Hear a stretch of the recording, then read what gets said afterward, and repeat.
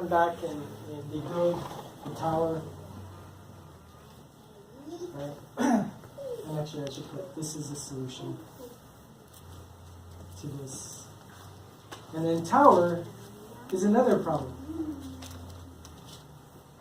They try to get to God or even become like God. There's an illustration form of I want to be up where God is by building this great tower together. And it's demonstration of I could do life on my own. I don't need God to do it. And of course, God solves this problem by dispersing, right? So he creates languages and he disperses them out. It says, you guys cannot be unified together. So the solution is to separate them. Separate them. And then in chapter 12, this is kind of where we will hang out at, is the story of Abraham.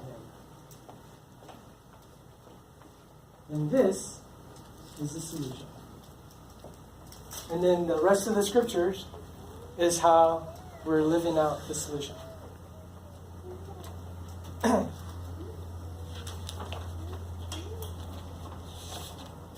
right. So in Genesis 12, this is, so after Tower of Babel, they're all separated. And then now God finds this one person. It says, Genesis 12, 1 through 3, now the Lord said to Abraham, finds him, and says, now go forth from your country and from your relatives and from your father's house to the land which I will show you, and I'll make you a great nation. And I'll bless you and will make your name great. So you shall be a blessing. And I'll bless those who bless you, and the one who curses you I will curse. And in you all the families of earth will be blessed. Right? So all the families on earth will be blessed, starting with you, Abraham. Right? It kind of sounds the same as Noah. So a few things that I want to talk a little bit here. So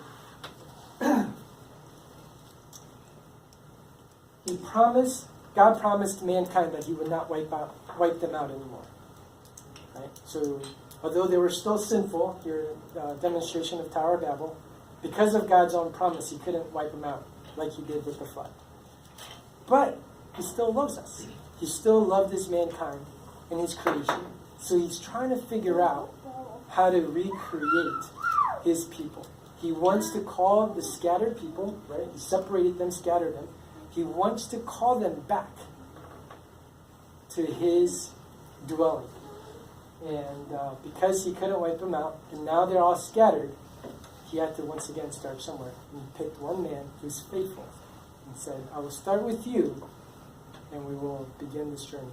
Through you, all the families, all the nations will be blessed through you. So let's walk through that. One of the things that I do want to mention, actually Christian and Matt and we were talking about this earlier. Every time there's a calling, the word blessed is used. Right? In 128, with Adam and Eve, God blessed them and said to them, be fruitful. Noah, God blessed them. Abraham, God blessed them. The animals were blessed, and they were told to procreate. The Sabbath, the seventh day, was blessed. Most of us today equate blessing to possessions. Man, God blessed me with things. God blessed me with a good job, a great family, or whatever. But so acquiring is a blessing, and it is. It's a great blessing that we all get. However, in the context of the Genesis, blessing was an identity, like God saying, "I have identified you separately from everyone." So it's not about I am blessed, even if I don't have a family, even if I don't have kids, even if I have $10 to my name. I am blessed by God. And that is true. Even if I have poor health, even if I can't get what I want, it doesn't matter. When God says he blessed you, that means he called you out for a specific reason. Not blessed you and gave you a whole lot of things. That's very American. That's not very biblical. Very American things. God blessed me with possessions and things. That is the American dream embedded into the the true biblical blessing is an identity piece. I am blessed because God loves me. That's it. And he might provide things. He might not. That's his role. And that's very uncomfortable as I think about it. I'm like, if I didn't have a family, would I really feel blessed? That's a hard one. But that's true. And that's what that means. So every time they were called or blessed, they were tasked. Go multiply. Go do this. And so even Abraham, right? God blessed them and told them to be a blessing to others.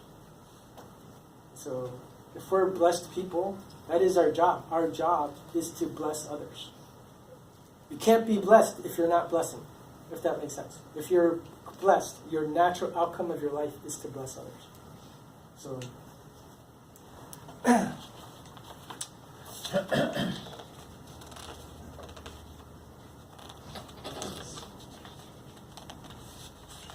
all right. So what was the thing that Abraham was called to do? How is he supposed to bless other nations? Right? Let's turn to Genesis 18:19. Seth, if you could read that verse out loud for us. For I have chosen him so that he may command his children and his household after him to keep the way of the Lord by doing righteousness and justice, so that the Lord may bring upon Abraham what he has spoken about him. Yeah. So I chose Abraham so that he will command his children and his household after him keep the way of the Lord by doing what is right and just, so that the Lord will bring about for him what he had promised. So how was Abraham supposed to bless the nations? Right? So a few key words in there. Abraham is to bless others by, commanding, or I would say instructing, right? Genesis 18:19. By doing what is right, by demonstrating, meaning living it out. So I'm able to share, instruct it, and I'm also living it out. To who? To my children, so family, and household, right? So think about Abraham's household. How big is his family at this stage? No kids. So it's him and his wife is his household, and his nephew, Lot, right? But historical data says he was a huge family. Like his whole household was about 100, 150. And that's why when Lot became rich, they were fighting and stuff, right? So his household was not his family per se, but his people that were living close proximity to them. So to us, it's our neighbors, our co-workers, whom we eventually share life with, by choice in the military, or by force, right? Or in the military, you're told who your co-workers is. So, household. So what are we illustrating? What are we demonstrating? The way of the Lord.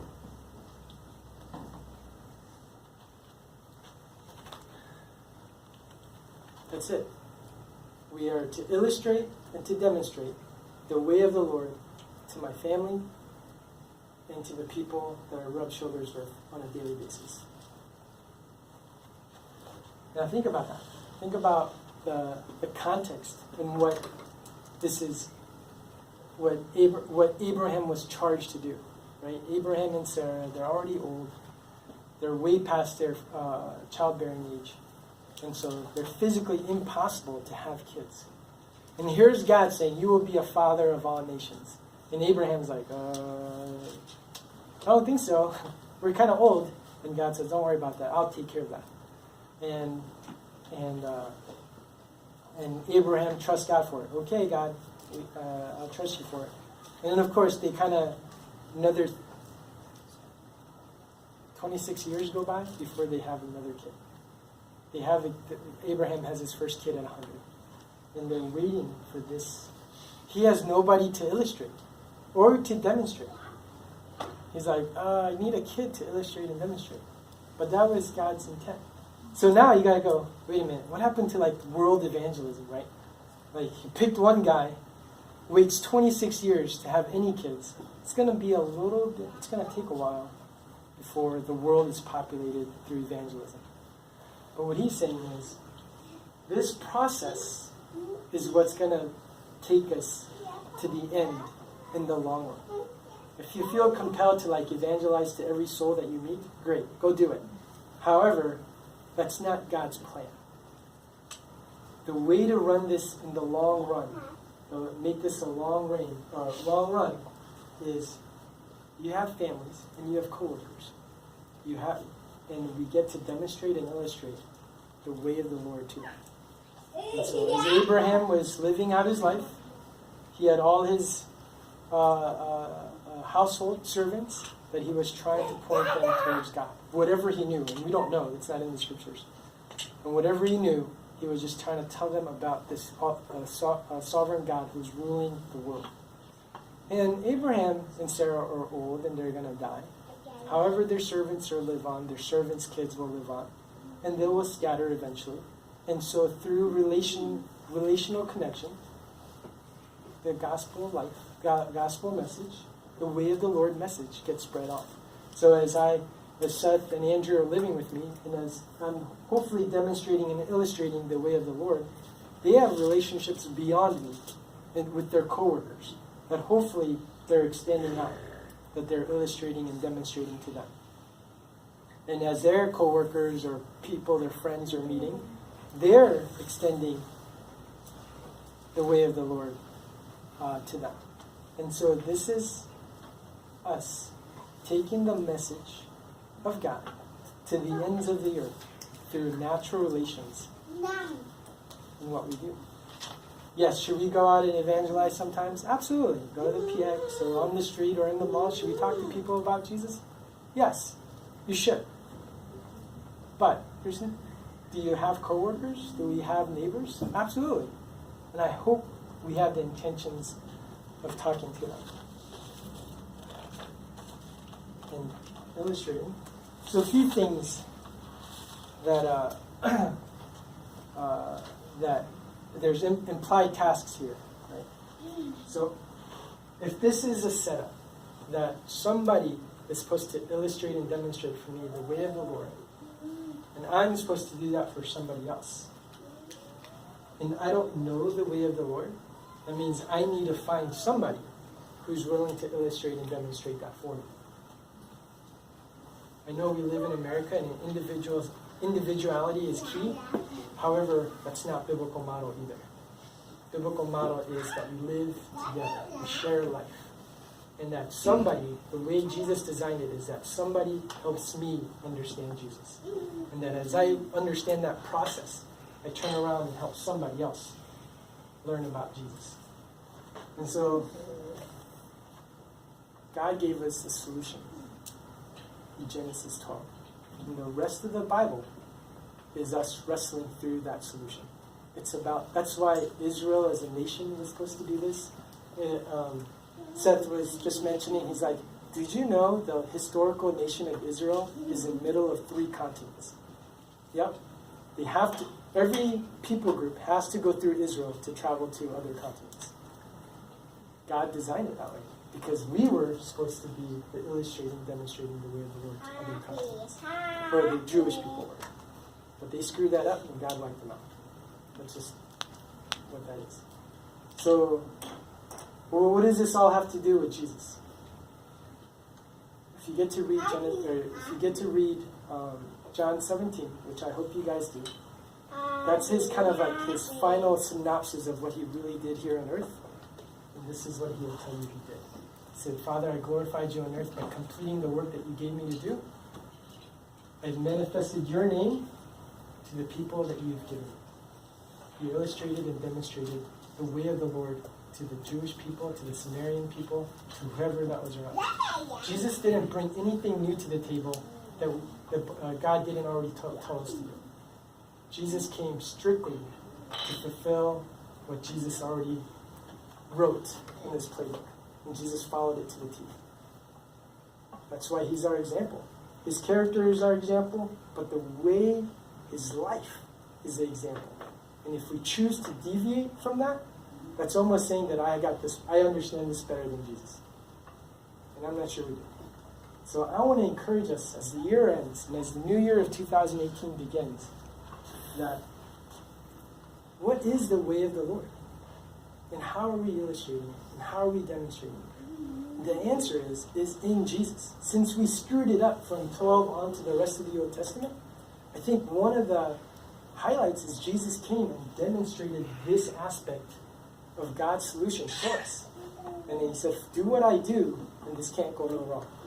And I think that's where we're at.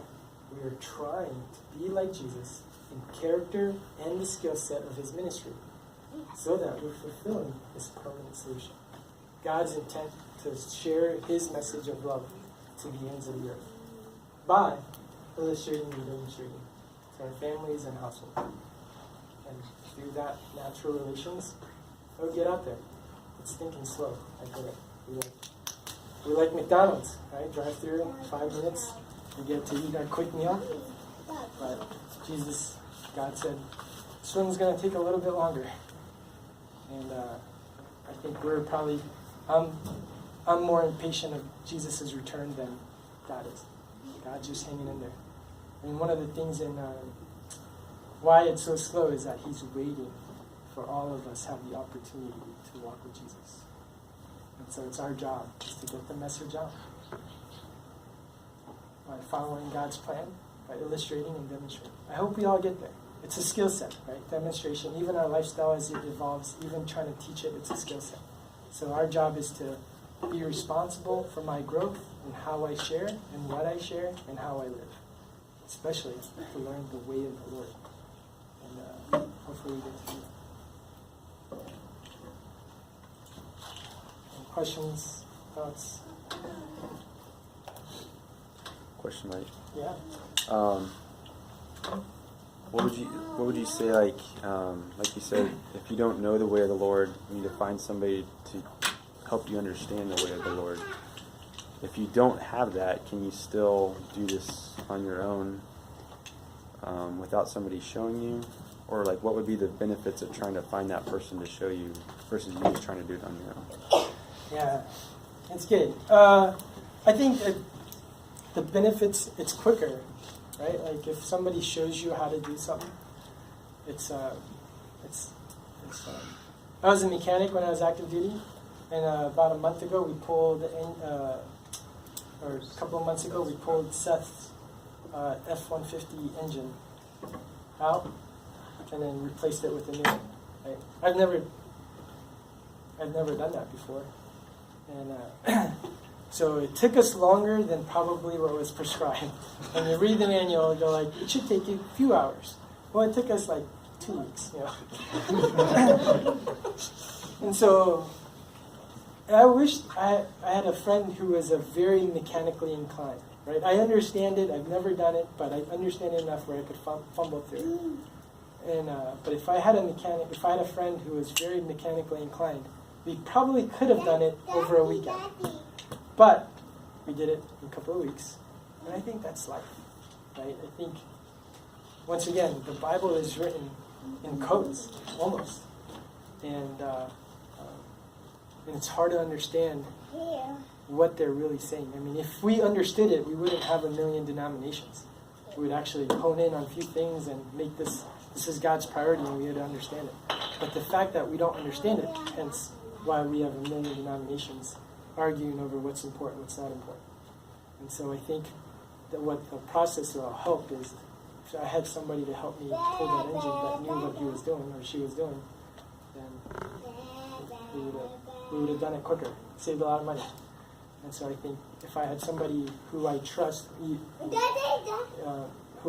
that was walking with Jesus, I think I could learn quicker about what it means, what is the way of the Lord.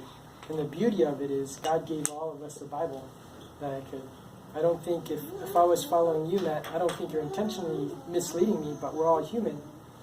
So we get to wrestle through these things together. But since you're more experienced than I am, I take into what you're saying account, and we get to wrestle through the scriptures together on what the right application is and the way of the Lord is. So I think that's the key benefit. That once again, Jesus left 12 men plus 6 women, to impact the world for generations. That blows my mind. Billy Graham impacted the world by doing a bunch of crusades, right? But Jesus' philosophy, and not that Billy Graham was wrong, I think he did great, but Jesus' philosophy is, I'll just take 18 people and impact the world for generations to come. And I just, so. Thanks, man.